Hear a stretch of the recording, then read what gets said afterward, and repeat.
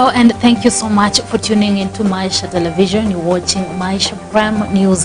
My name is Rida Chebet Kering, and you can follow this bulletin on our social media platforms, Facebook and YouTube, Maisha Television Kenya, Instagram and Twitter at Maisha TV KE.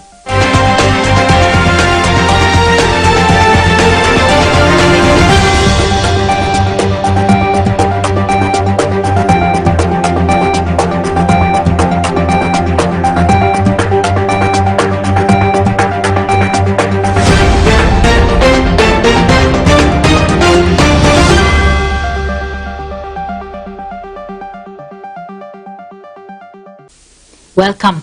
Let's kick off with politics. Deputy President William Ruto on Tuesday continued with his coastal tour as he continues to woo the coastal electorates. During his tour in Tana River, the DP said that irrigation will be at the center of his government's program to rebuild the agriculture sector of the economy.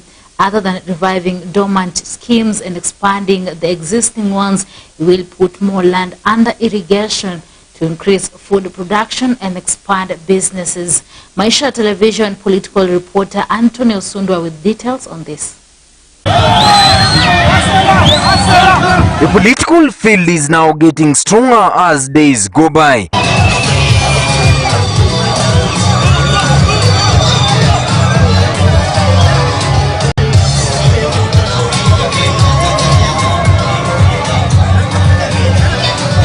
The clock tickling as fast as it is, with less than 8 months remaining to the 2022 general elections. This has pushed each and every leader to act more stronger, with Musalia Mudavadi of Oka well set for the seat.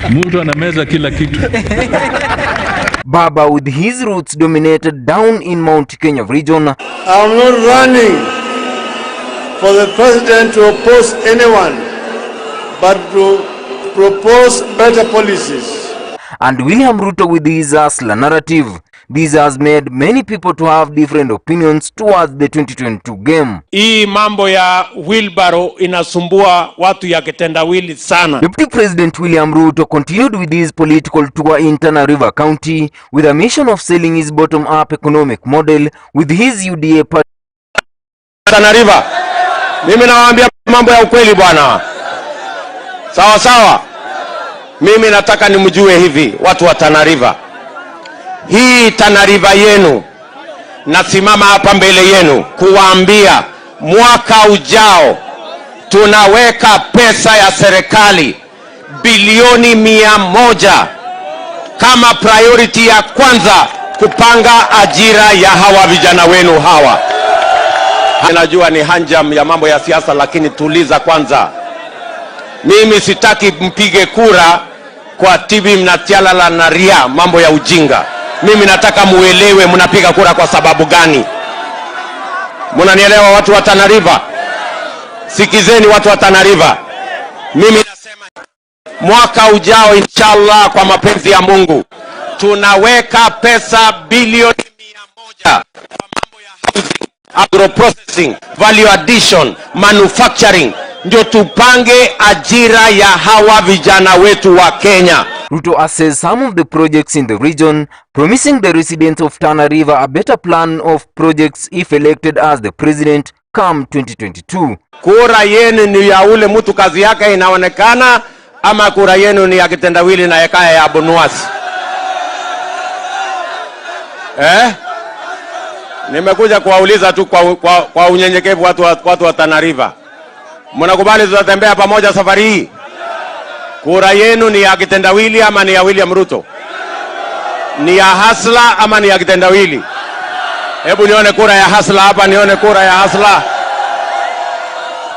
Kwa hivyo nikisema ya mwisho, Waswahili wanasema umoja ni nini?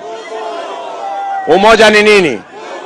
Na wauliza ndugu zangu watu wa Tana River, musikubali eti tugawanywe katika vyama ya kabila na kona na dini. Mimi nawauliza, ili tuweze kufaulu, wabunge wenu hapa Tana River wameungana na wabunge 160 wa Kenya, tukatengeneza chama itakayounganisha jamii zote za Kenya kutoka Western, Rift Valley, Northeastern, Central Province, Ukambani, Coast Province na kila sehemu, tuweze kuwa na uwezo wa kukabiliana na changamoto za taifa letu la Kenya. The second in command, after a two-day tour of Mombasa, castigated the plans of former Prime Minister Raila Odinga, like the BBI issue which he termed as an unplanned project for the country.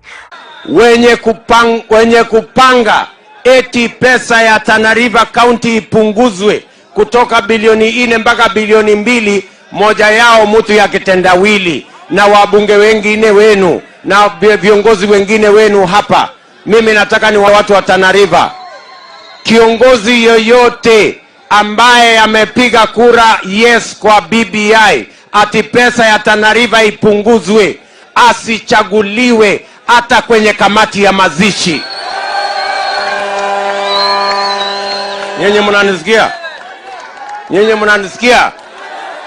Mimi nawaambia marafiki zangu, mimi nawaambia kiongozi yeyote amechaguliwa, anachaguliwa kwenda kulinda haki ya wale waliomchagua.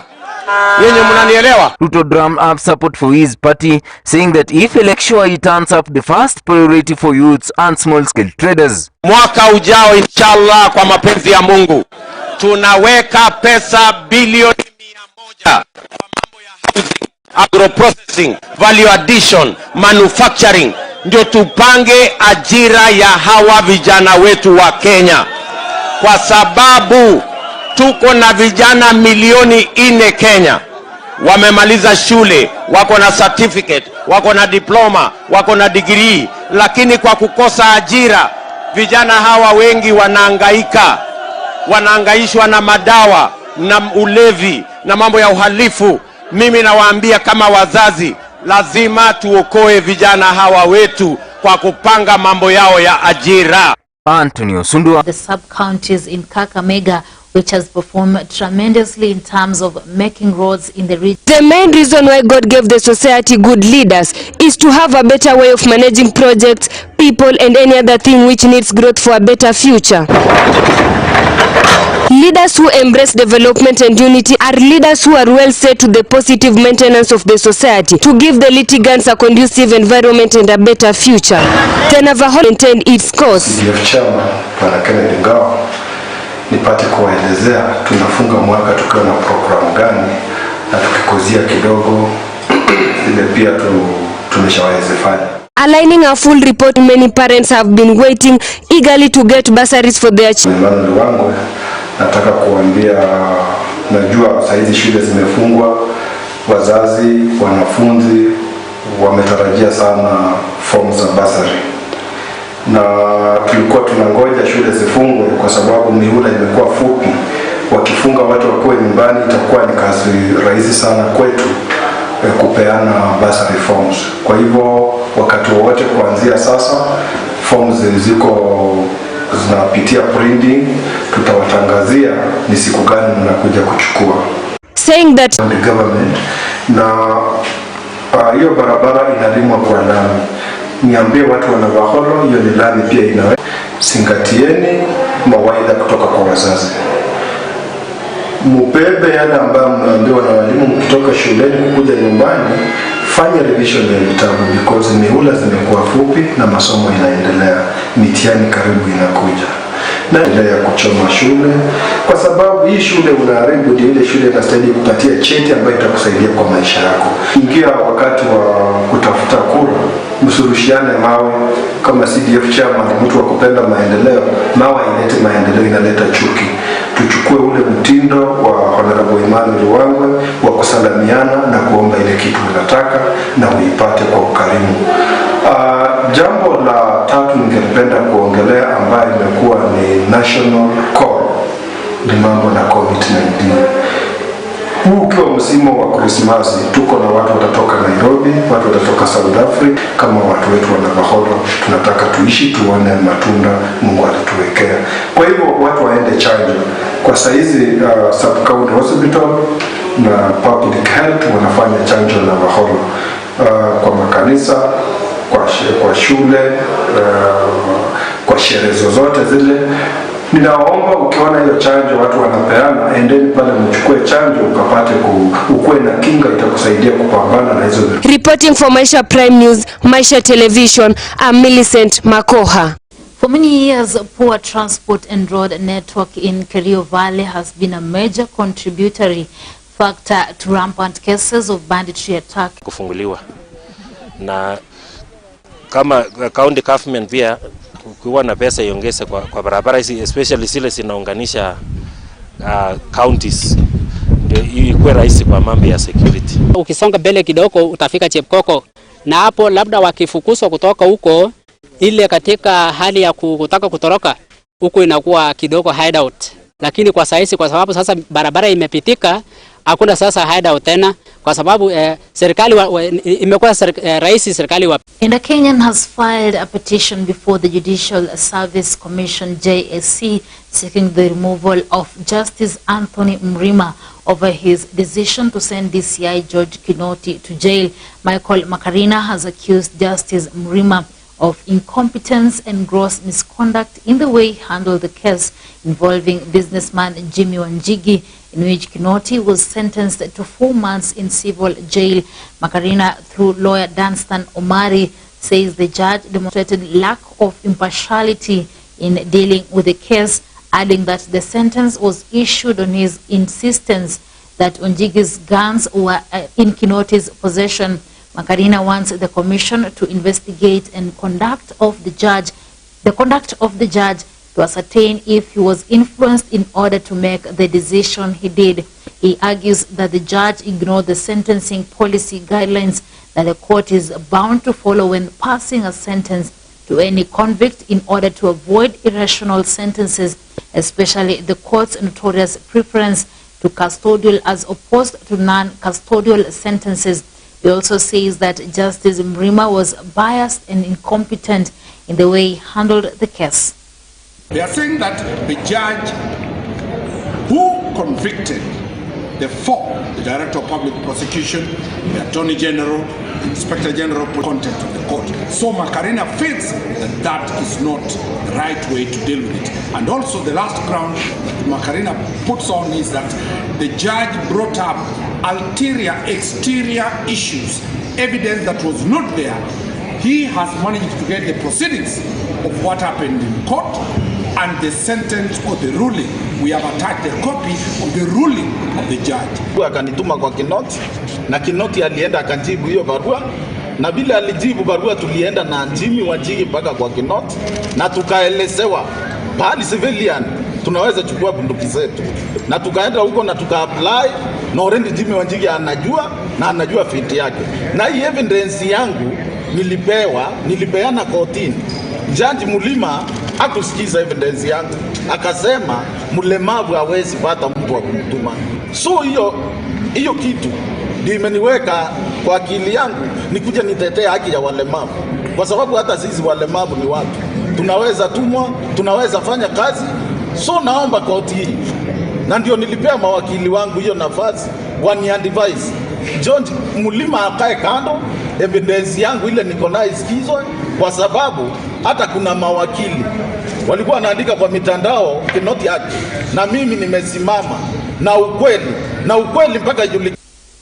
People living with disabilities now want election nomination fees for the group to be waived and their security improved ahead of the coming general elections in 2022. Social, structural and economical barriers exclude persons with disabilities from political participation. They have been sidelined for years in election preparedness, thus putting them at a disadvantaged position before the rigorous exercise takes place. And we are calling out to Mr. Chebukati, being the chair of IBC. We are aware that within your desk, sir, we don't have any person's ability. And when matters come to decision making, we feel excluded. We are making an appeal to the Ministry of Public Service, Senior Citizen and Special Programs to ensure that inclusion of persons with abilities in the employment process in all the electoral processes is enabled and to compel IEBC, Communication Authority of Kenya, and other state organs to ensure persons with disabilities become active citizens in this process. Government spokesperson Cyrus Oguna on Tuesday reiterated that the government will withhold services for yet to be vaccinated citizens as the directive issued on November 21st came into force. Oguna said unvaccinated Kenyans can only access web-based government services following the expiry of the month-long deadline set by the government. Speaking at Mau Summit, when he presided over a raid safety awareness campaign, Oguna said that besides personal protection against the virus, the vaccine also serves to protect others. On November 21st, 2021, the government announced a radical plan aimed at supporting an ongoing COVID vaccination campaign, threatening to withhold key services from Kenyans who failed to take vaccines. Health Cabinet Secretary Mutahi Kagwe was flanked by his tourism and wildlife counterpart Najib Balala, said that those who fail to take vaccines will be denied access to public transport and hotels beginning December 21st. Kagwe further announced that the government will also withhold key services, including those offered by the Kenya Revenue Authority, that is KRA, National Transport and Safety Authority, NTSA, among other agencies.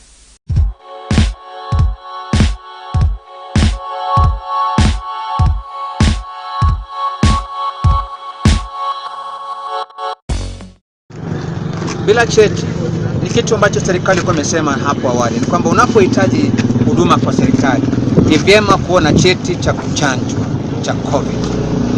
Ni kwa sababu yule mtu ambaye atakupatia huduma hakuna maisha yake, hakuna uhai wake. Kwa hivyo kwamba umepata chanjo inakuzuia wewe ama inakupatia kinga, lakini pia inapunguza uwezo wako wewe wapo umeambukizwa kumpitishia mwingine. Kwa hivyo tunajaribu kama serikali kuzuia maambukizi kuendelea na pia maambukizi kupata kuwa kwa wale ambao wanapeana huduma kwa wananchi, ili kupunguza idadi ya wale wenye kupeana huduma. Kwa hivyo tunataka huduma izidi kuendelea kwa wananchi. Kwa hivyo lazima wananchi wapate kupata chanjo ili kwamba waweze kuendelea kupata huduma kwa serikali. Unapotaka huduma kama huja chanjo, piga simu. Piga simu kama unataka huduma.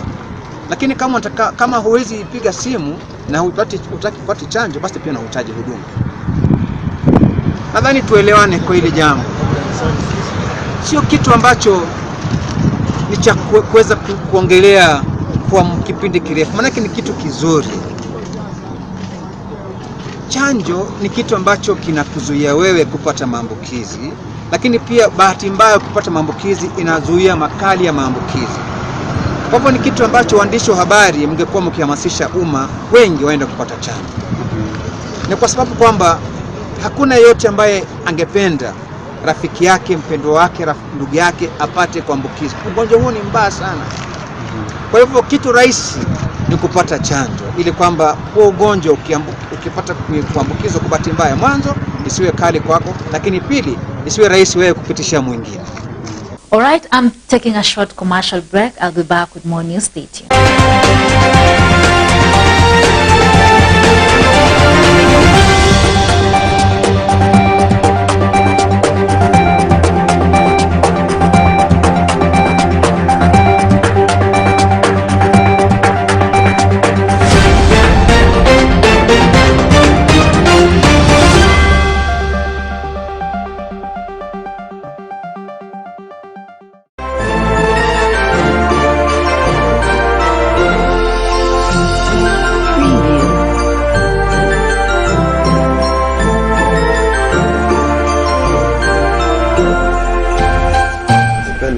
Salamu kwa wakazi wote wa Nambale na Maisha kwa jumla, kwamba kwenye huu mwezi wa Krismasi naomba kwamba watu wakae na familia zao na wanaofanya vile ambavyo wanafanya kwa Christmas, hakikishe kwamba ni kuna amani na utulivu na sisi tukawa na maisha nyingi ambayo hutakana wakati wa mzigo, kila wakati wa mzigo. Ningependa mkirudi mwaka mpya tutakuwa tayari kupeleka watoto kwa shule kwa tamu ya mwisho, na tamu ya kwanza ya mwaka ujao itakuwa tu mwezi wa 4 na 5. Kwa hivyo ni muhimu sana kwa watu wa jihadhari na watumishi wazito ambaye kubwa sisi. Asanteni sana watu wa Nambale. Tayari mashamba yetu wakati wa kupanda unawadia, na siwe kama mwaka jana hatakuwa na fursa ya kutosha. Mwaka huu na tumaini kubwa kwamba mvua itaendelea kuwa kama kawaida na ituwezeshe kupanda chakula na mazao mengine ambayo ni ya msimu pekee. Asanteni sana. Msoko Binyasi, Bumba Nambale, na nitawania kiti cha ugavana Busia County.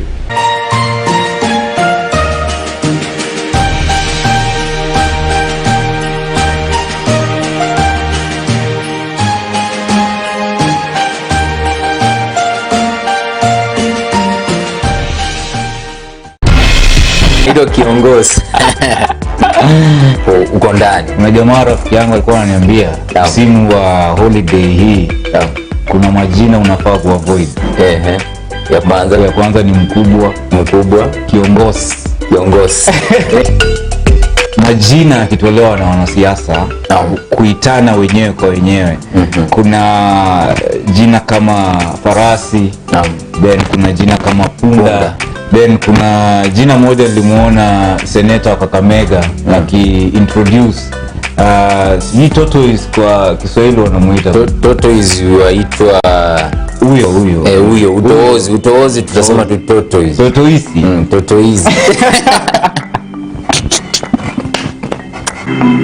Wakati Raila alikuja na Azimio, alipaint ile image.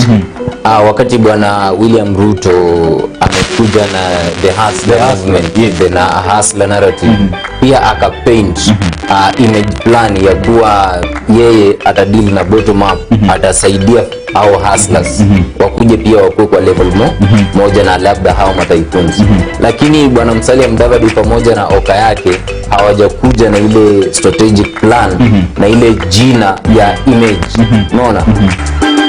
Bwana Kuria ambaye alivunjika, aliweza kuumiza mguu wake sababu alinunua blanketi. So unaona vile pesa ina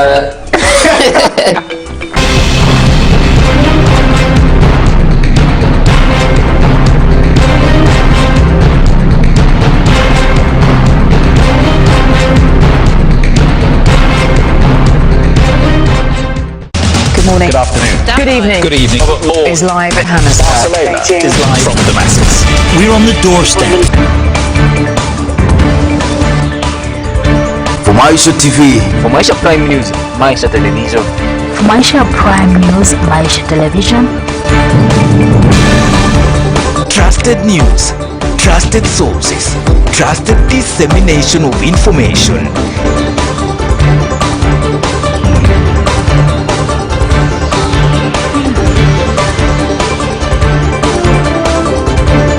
Check by all available means our territory. Parliament must be careful. Maisha Prime News, Monday to Friday at 8 p.m. Trusted, unbiased, authoritative. Are you a KCPE or KCSE graduate seeking for higher education in a reputable learning institution? Worry no more. Study the course of your choice at Bushangala Technical Training Institute, located in Kakamega County off Sigalagala Bukura Road. Our business faculty offers diploma in supplies, chain management, human resource, project management, accounting, and many more. We do have mechanical faculty with diploma courses in automotive engineering, motor vehicle mechanics, and many more. The school offers certificate in community development and social work, secretarial studies, cooperative management, among many. For students interested in applied sciences, we offer diploma in applied biology, analytical chemistry, certificate in laboratory technology, among many. And with a well-structured clothing and textiles faculty, study your diploma or certificate course in fashion design and clothing technology, beauty therapy and hairdressing, among many. Our ICT department gives competitive courses guaranteeing both employment and self-employment through study of diploma in computer science, ICT, certificate in information technology, computer packages, and many more. For more information and application, hurry and contact us now on 0721 280 180 or 0726 800-561. Applications can easily be done by sending an SMS to 0721-280-180 or 0726-800-561 with your name, type of course, KCSE or KCPE mean grade, postal email address, desired intake, and your ID number. Or you can write to the Principal, Bushangala TTI, PO Box 2227, code 5100, Kakamega. You can visit our website www.bushangalatechnical.ac.ke. All examinations are carried out by Kenya National Examination Council. Provision for persons with disability is also provided. Bushangala Technical Training Institute, Center of Excellence. Never before has the TV station focused on building, highlighting and pushing for better education. This is exclusive only to Maisha TV. From the borders of Busia to the borders of Namanga, from the developing Kakamega County. We managed to take 39 students to the university. To the fast growing Bungoma County. Sisi tumeweka target ya 7.1. From the capital of Nairobi to the epitome of Nandi. We offer hairdressing, beauty therapy as a course. From the basket of the country Trans Nzoia to the greenlands of Vihiga, even the lowland of Siaya to the home of champions Eldoret. From the slopes of West Pokot to the coast of the nation, education is key, and we are here as solid partners to the growth of academics and career building in the nation. It is all here on your fastest growing TV station, Maisha TV, where you choose it, watch it, and love it.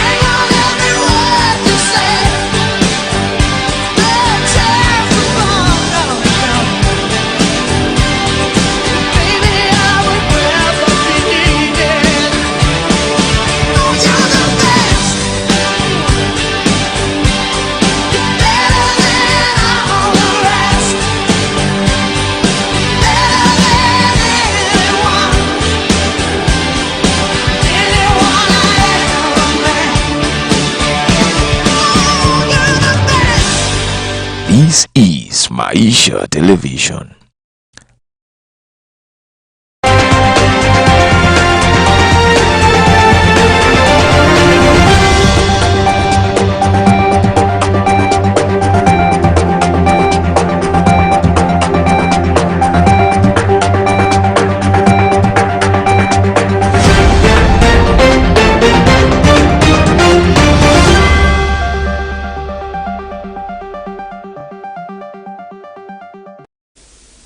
Orange Democratic Movement parliamentarians on Tuesday came to the defense of former Prime Minister Raila Amolo Odinga over accusations of land grabbing, saying that nobody has a tainted record in land grabbing like Tanga Brigade leadership. The legislators of the ODM party, led by Siaya Senator James Orengo, said a glimpse at the recent history of land grabbing in the country will see a plethora of ex-youth for KANU 92 officials, led by Deputy President William Ruto, as the most illegal beneficiaries of public. Esther Nafula reports.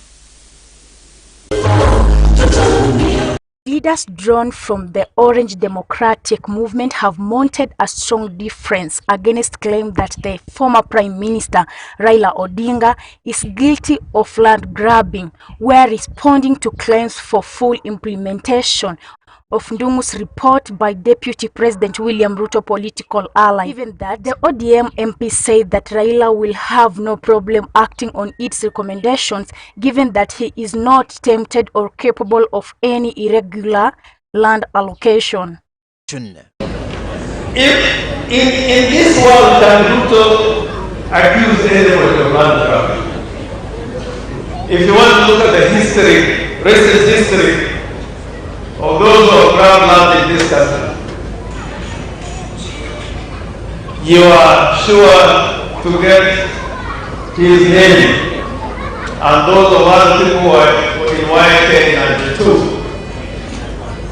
This comes after Ruto allies said ODM leader Raila Odinga betrays the region, especially after the handshake, saying he frustrated every effort that will transform the lives of the people of the coastal region. Wakati wa nusu mkate, aliyekuwa waziri wa ardhi na makao alikuwa ni nani? Anaitwa James Orengo. Walichukua mashamba ya mpwani ndani ya Lamu bila huruma, akisaidiwa na mtu anaitwa mzee wa kitendawili kwa sababu alikuwa Prime Minister. Wakati huo nataka niwaambie, alikuwa ametembea hii pwani akituambia atatulindia mashamba yetu na kilicho chetu kitapatwa na mpwani, na tatizo la miaka na vikaka kuhusu ardhi litaisha mikononi mwake. Alikuwa na serikali nusu kwa nusu. Alichokifanya ni kututia uchungu zaidi, kuchukua mashamba ya mpwani kupitia waziri wake wa ardhi na makao James Orengo. Wakati ambapo ulikuwa waziri mkuu, Prime Minister, ulikuwa na nguvu ya kukomboa wapwani, lakini badala ya kukomboa, wewe na mwenzako James Orengo mkawaibia wapwani zaidi ya ekari 5,000 upande wa kule South Coast na kule sehemu za Lamu. Leo bandari ya Lamu imejengwa, lakini watu wa Lamu watakuwa watu wa mikono katika bandari hiyo. As the two leaders prepare to face the next year's election, Raila supporters insist that their leader is the best choice to address a land and solve other issues affecting them. But Raila, when he was Prime Minister, he came out with the national land policies, which was an implementation, partly of the new report, and the report of Justice and Reconciliation Commission. That is not an economic model for creation of wealth. Bottoms up is like politics of trickle down.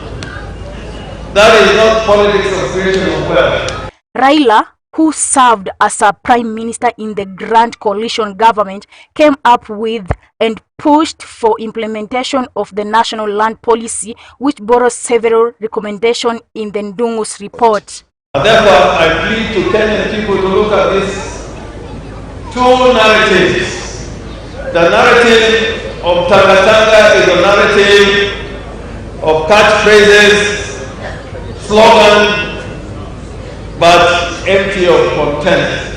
And I'm sure at the end of the day, the narrative that Raila Odinga is giving is going to win the day. For example, Raila Odinga is saying that every poor family that has no income is going to get 6,000 shillings every month. BAMBA is not an agenda of any election. BAMBA has already enumerated 4 points, or rather 12 points agenda for this country. Get your agenda. BAMBA is not any agenda. And I want them to take this as a warning now. Going forward, if you make BAMBA your agenda, I am the one to deal with you perpendicularly. For Maisha Prime, Maisha Television, Esther Nafula.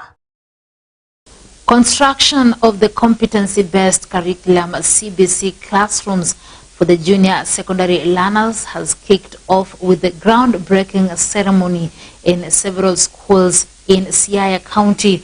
Speaking during the groundbreaking ceremony at Mulaha Secondary School, which is in Siaya County, the Deputy County Commissioner Enoch Nyarango called on the contractors and the school management committees to ensure timely delivery of the project. Let's have a look. Our schools have challenges of accommodating the large number of students we expect, because our aim is to ensure that no student is locked out of school because of space.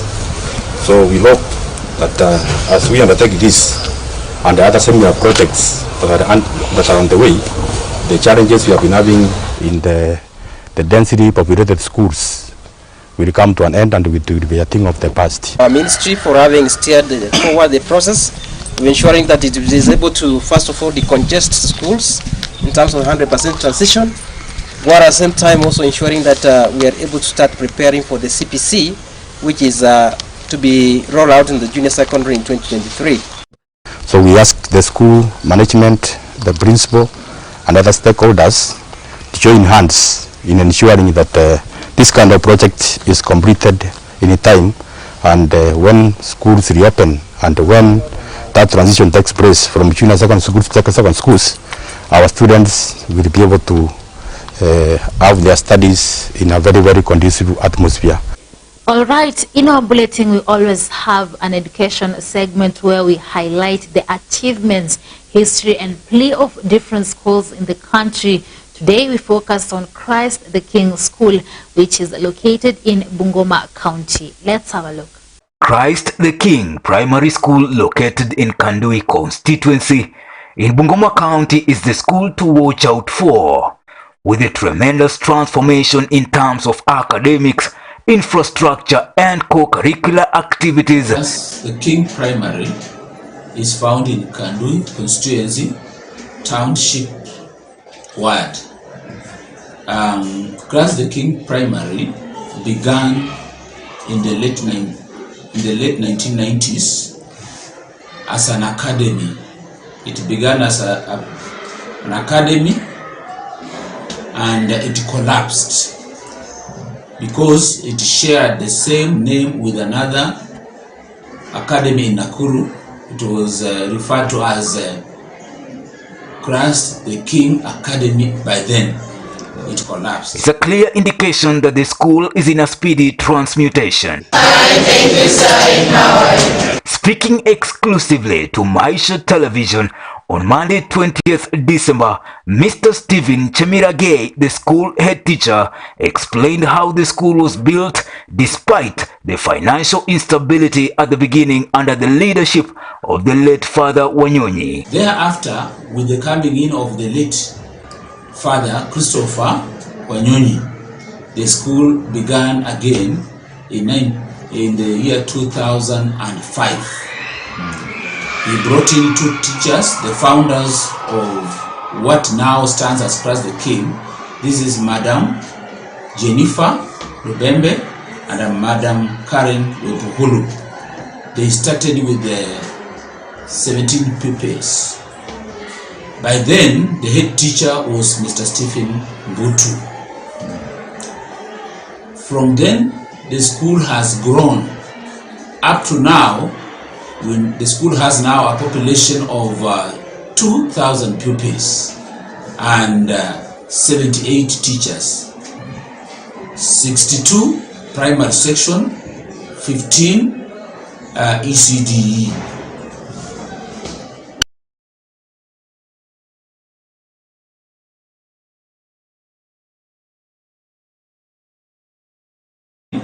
began in the late 1990s as an academy. It began as an academy, and it collapsed because it shared the same name with another academy in Nakuru. It was referred to as Christ the King Academy. By then, it collapsed. It's a clear indication that the school is in a speedy transmutation.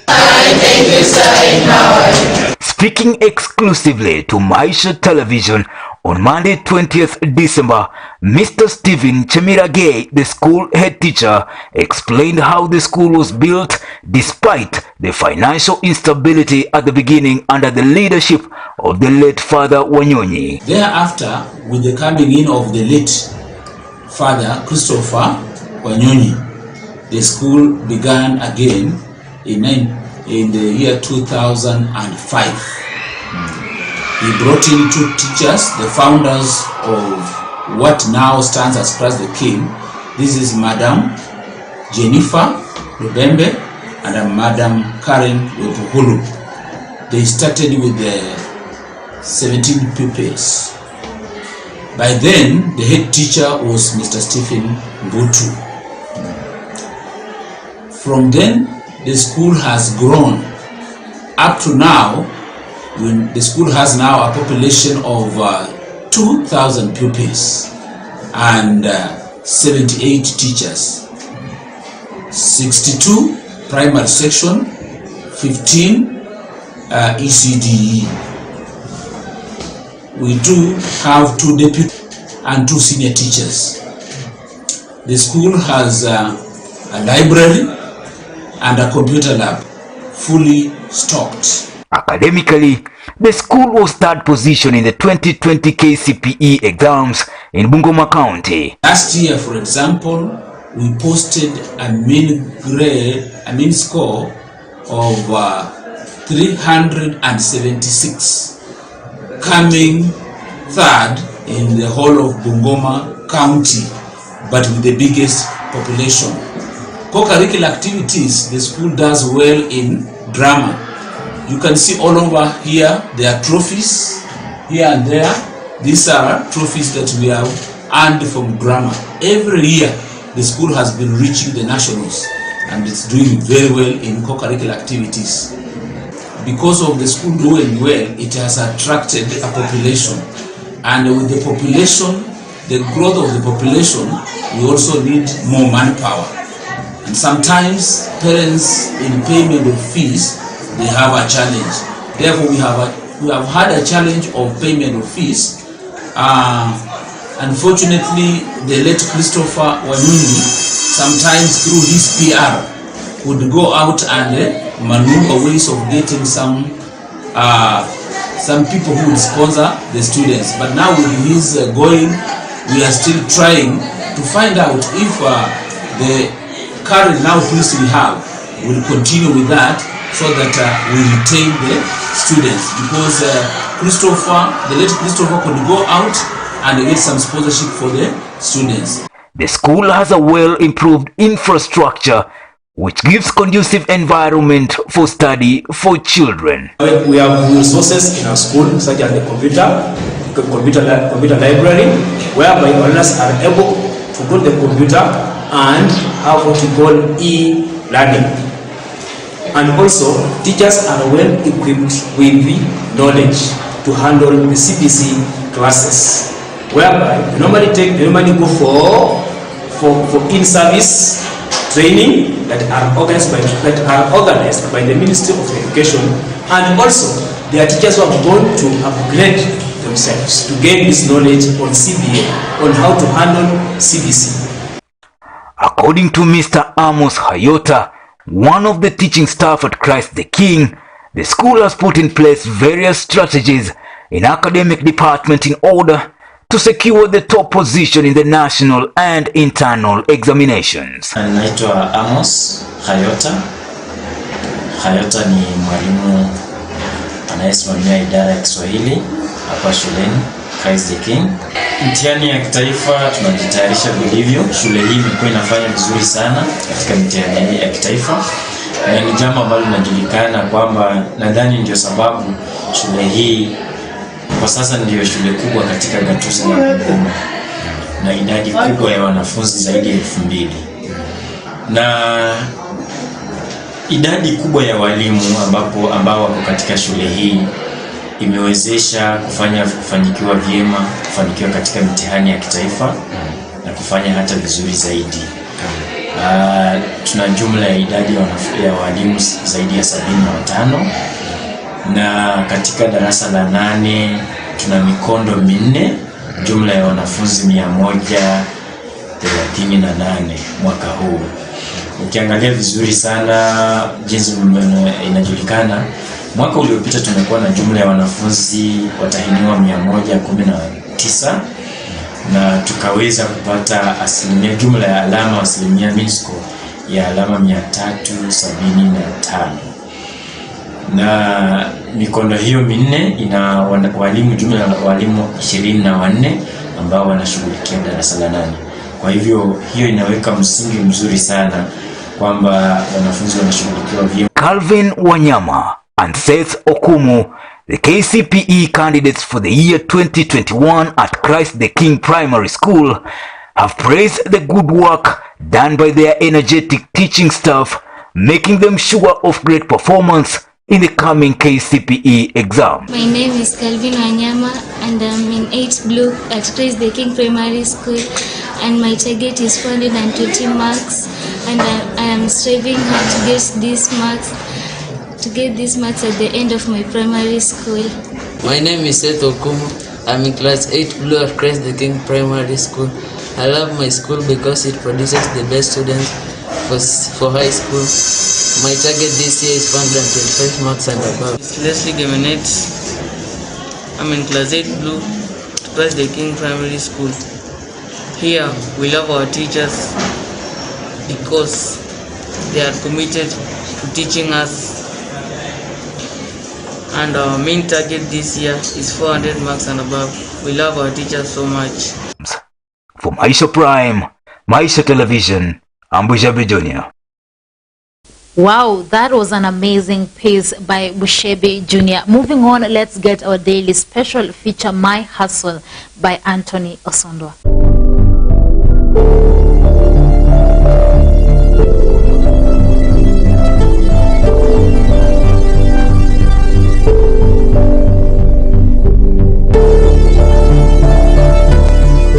Small and medium enterprises play a major role in the economy, particularly in developing countries. They account for the majority of businesses worldwide and are important contributors of job creation and global economic development.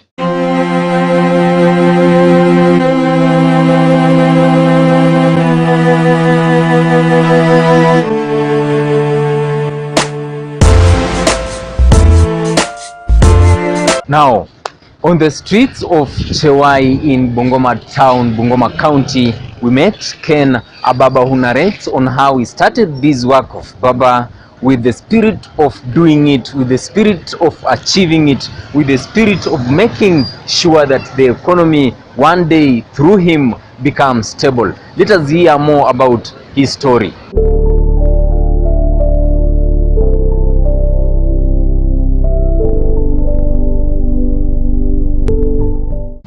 Kwa majina naitwa Ken Barasa, alafu kazi yangu ni kunyoa.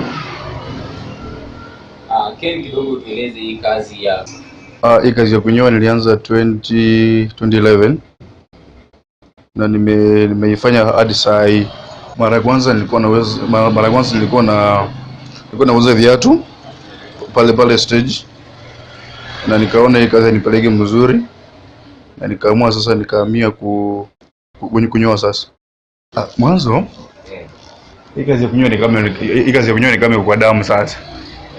Unaona? Yani kama hatari ndiani. Yani nichukulia tumeanza kunyoa.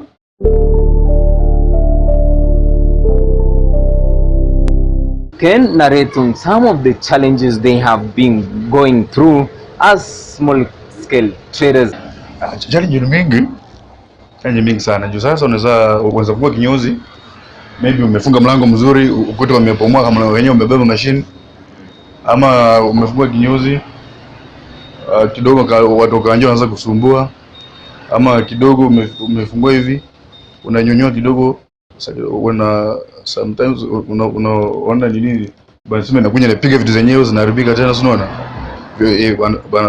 bana vitu kama hizo sasa tena sana bana sana juu mwanzo tulikuwa nilipanga pesa kidogo, lakini imefika tu mahali wanakulisha pesa ilikuwa 3,000. Sasa hii inafika mahali wanakulisha kama 8,000 hivi. Maybe kazi iko kidogo, unaona. Sasa hata waanza kufuza sasa mbona waweza funga kinyozi utafute pesa, unaona. Vitu kama hizo.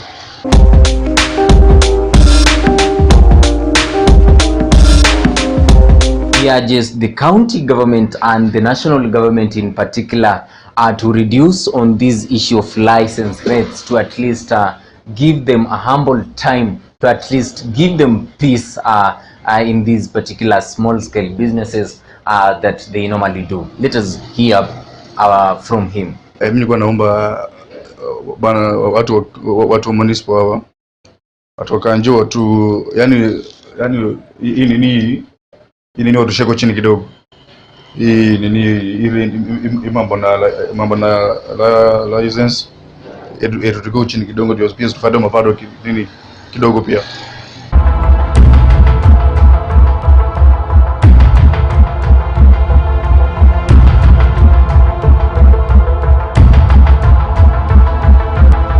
He urges his fellow traders to always keep up the spirit of working for a better tomorrow.